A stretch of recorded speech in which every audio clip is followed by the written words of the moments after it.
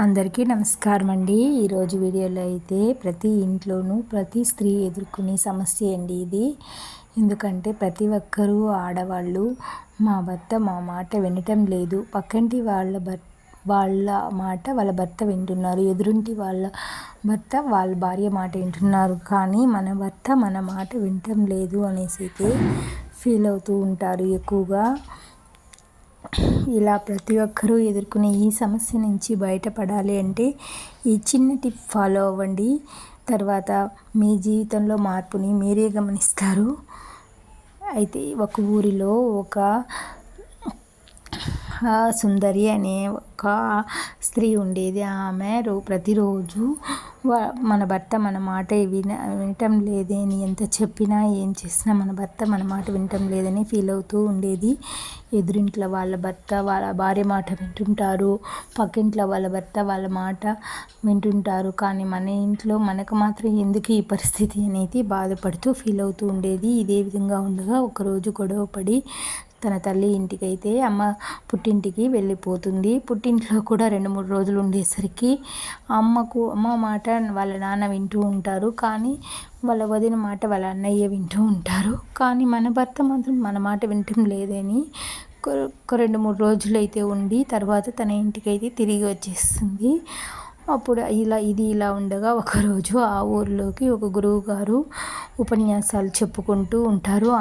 ఊరిలో వాళ్ళందరూ వెళ్ళి ఆ గురువు గారి ఉపన్యాసాలు వింటూ వస్తుంటారు. అప్పుడు ఈవిడ ఆయన దగ్గరికి వచ్చే వాళ్ళని అడుగుతూ ఉంటుంది, ఆయన ఎటువంటి సమస్యలకైనా జవాబిస్తాడా అనేసి అయితే కొందరు చెప్తారు. గురువు గారు ఎటువంటి ప్రశ్నలకైనా జవాబు చెప్తారు తప్పకుండా అనేసి అయితే చెప్తారు. అప్పుడు ఆమె గురువు గారి మీద నమ్మకంతో విశ్వాసంతో ఆయన దగ్గరికి అయితే వెళ్తుంది. గురువు గారితో వెళ్ళి నమస్కరించి పూర్తిగా దయాహృదయంతో దీనురాల్లాగా అడుగుతుంది, స్వామి నేను మీతో ఒంటరిగా మాట్లాడాలి అనేసి. అప్పుడు గురువుగారు తన శిష్యులందరినీ దూరంగా పంపించి, ఏంటమ్మా ఒంటరిగా మాట్లాడాలన్నావు, చెప్పమ్మా అని అయితే అడుగుతారు. అప్పుడు గురువుగారు నా భర్త నా మాట వినటం లేదు, దీనికి ఏదైనా ఒక రెమెడీ చెప్పు గురువుగారు నాకు అటనేసి అయితే ఆ గురువుగారిని ప్రాధేయపడుతుంది. గురువుగారు ఆమె యొక్క దీనాపదీనాలని ఆలకించి, సరే అమ్మా నేను నీకు ఒక మంచి ఉపాయం చెప్తాను, అలా చేసినావంటే నువ్వు నీ భర్త నీ మాట వింటాడు అనేసి అయితే చెప్తారు. అయితే చెప్పండి గురువుగారు, నేను చాలా ఉత్సుకత ఉన్నాను, నేను ఏదైనా చేస్తాను నా భర్త నా మాట వినాలి అంటే అనేసి అయితే చెప్తుంది. అప్పుడు గురువుగారు, అమ్మ నువ్వు పులి మీసాన్ని కానీ తెచ్చి నీ దగ్గర పెట్టుకున్నావంటే నీ భర్త నీ మాట వింటాడు అని అయితే గురువుగారు చెప్తారు. పులి మీసాన్ని, అయ్యో మనుషులు చూస్తే మనుషుల్ని తినే పులి దగ్గరికి నేను ఎలా వెళ్ళి మీసాన్ని తీసుకురాగల గురువుగారు అటనేసి అయితే అంటుంది. సరే ఇంక చేసేది వేరే లేకుండా తిరిగి వచ్చి ఒక వారం రోజులు అయితే ఇలా గడిచిపోతూ ఉంటుంది. సరే ఎలాగైనా పులి మీసాన్ని సంపాదించాలని మనసులో అనుకుని ఒకరోజు తను 2-3 రోజులకు సరిపడ పిండి వంటలంతా చేసుకుని అరిసెలు, బూరెలు, గారెలు అన్నీ చేసుకుని మూటలు కట్టుకుని అయితే తన భర్త దగ్గర తన పుట్టింటికి వెళ్ళి వస్తానని చెప్పి అయితే వెళుతుంది. కరెక్ట్గా అడవిలోకి వెళ్ళి పులి గుహ దగ్గరికి అయితే వెళుతుంది. అక్కడే పులి బాగా కడుపుబ్బరంగా తినేసి పైకి లేకుండా పడుకొని ఉంటుంది. పడుకుంటే ఈమె కూడా పోయి అక్కడ కూర్చున్న తర్వాత ఆ మూటలంతా విప్పుతుంది తినడానికి. ఆ మూటలు విప్పినప్పుడు దాంట్లో ఉండే అరిసెలు, బూరెలు, గారెలు అంతా స్మెల్ అయితే గుహ కాబట్టి అదిరిపోతుంది.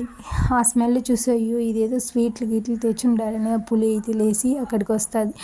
2 విసిరి పులి ముందర వేస్తుంది. పులి బాగా ఆరగించి ఆ అమ్మ పక్కన వచ్చి పడుకుంటుంది. అప్పుడు సుందరి కూడా ఆ పులిని అయితే బాగా నెమురుతూ ఉంటుంది. మనం కూడా పిల్లలు వచ్చి పక్కన పడుకుంటే పిల్లి వచ్చినా మనం నెమురుతూ ఉంటాం కదా మన దగ్గరికి, అదేవిధంగా ఆమె కూడా పులిని అయితే చేత్తో నెమురుతూ ఉంటుంది. సరే ఇంటికి తిరిగి వచ్చేస్తుంది. మళ్ళీ ఒక వారం తాళైతే బూరెలు, గారెలు అన్నీ చేసుకొని మళ్ళీ పుట్టింటికి వెళ్ళొస్తానని చెప్పి తన భర్త దగ్గర వెళ్ళి పులి గుహకైతే వెళుతుంది. అప్పుడు కూడా పులి వచ్చి ఈమెను ఒకసారి గుర్తుపట్టింది కాబట్టి వచ్చి ఆమె తెచ్చిన స్వీట్లు హాట్లంతా బాగా తింటుంది. మళ్ళీ ఇదే విధంగా 4-5 సార్లు అవుతుంది. పులి మచ్చ ఒక 2 రోజులు రాకపోయినా మన అమ్మ మనకు తినుబండరాలు తేలేదేమని ఎదురు చూస్తూ ఉంటుంది పులి. అంత స్నేహబంధం అయితే పులికి ఈమెకైతే ఏర్పడిపోతుంది.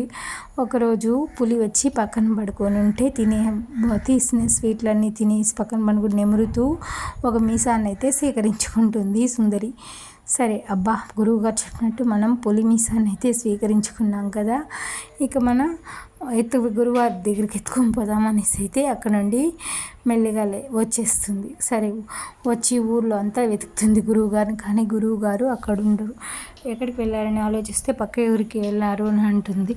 సరే పక్క ఊరికి వెతుక్కుంటూ అయితే వెళుతుంది సుందరి. అప్పుడు అక్కడ గురువుగారు కన్నుపెట్టి, గురువుగారు పులి మీసాన్ని తెచ్చేసాను, ఇప్పుడు నాకు ఏం చేయాలో మీరు చెప్పండి గురువుగారు అంటుంది.